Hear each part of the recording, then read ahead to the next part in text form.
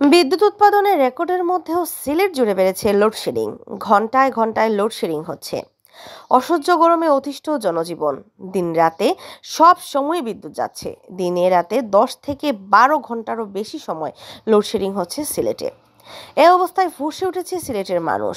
গত রবিবার 16 এপ্রিল রাতে নগরীতে বিক্ষোভ করেন সাধারণ মানুষ। নগরবাসী বলেছেন, তীব্র গরমে এমনিতেই দিশেহারা মানুষ। এর মধ্যে দিনের অর্ধেক সময় বিদ্যুৎ থাকে না। একবার বিদ্যুৎ গেলে 1 থেকে 1.5 ঘন্টা সময় লাগে আসতে। বিদ্যুৎ উৎপাদনের রেকর্ডের মধ্যে সিলেট জুড়ে লোডশেডিং বাড়ায় ক্ষোভ প্রকাশ করেছেন তারা। বিপাকে আছেন ব্যবসায়ীরাও। ঈদের মৌসুমে এমন ঘন ঘন লোডশেডিং ব্যবসায় ক্ষতি করছে বলে জানান ব্যবসায়ীরা। বিদ্যুৎ সরবরাহ ও লোডশেডিং বন্ধের মাধ্যমে জনসাধারণের দুর্ভোগ লাঘবে বিদ্যুৎ জ্বালানি ও খনিজ সম্পদ প্রতিমন্ত্রী নসরুল হামিদ বিপুকে ফোন দিয়েছেন পররাষ্ট্রমন্ত্রী doctor A K Abdul Momen MP.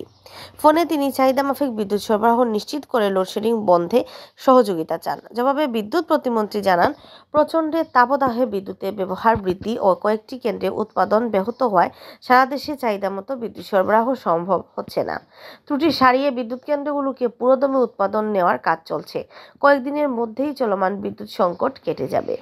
Sylhet বিদ্যুৎ উন্নয়ন বোর্ডের প্রধান প্রকৌশলী আব্দুল কাদির সিলেট ভিউকে জানান, দেশে বিদ্যুৎ উৎপাদনের রেকর্ড হলেও এই গরমে চাহিদা বেড়ে গেছে কয়েক গুণ। সিলেট বিভাগে এখন বিদ্যুতের চাহিদা রয়েছে 620 মেগাওয়াট, তবে আমরা পাচ্ছি 515 মেগাওয়াট। সিলেটে এখন 105 মেগাওয়াটের মতো বিদ্যুৎ ঘাটতি রয়েছে, তাই লোডশেডিং হচ্ছে। আব্দুল কাদির জানান, আগামী 19 এপ্রিল থেকে অফিস আদালত বন্ধ হয়ে যাচ্ছে। সেক্ষেত্রে পরিস্থিতি কিছুটা স্বাভাবিক হতে পারে। বিদ্যুৎ ব্যবহারে সবাইকেই সাশ্রয়ী হতে হবে, বিদ্যুৎ অপচয় রোধ করতে হবে। এমনটা হলে সমস্যা দ্রুতই সমাধান হবে। ঘন্টায় ঘন্টায় লোডশেডিংয়ে কষ্টে আছেন সিলেটবাসী।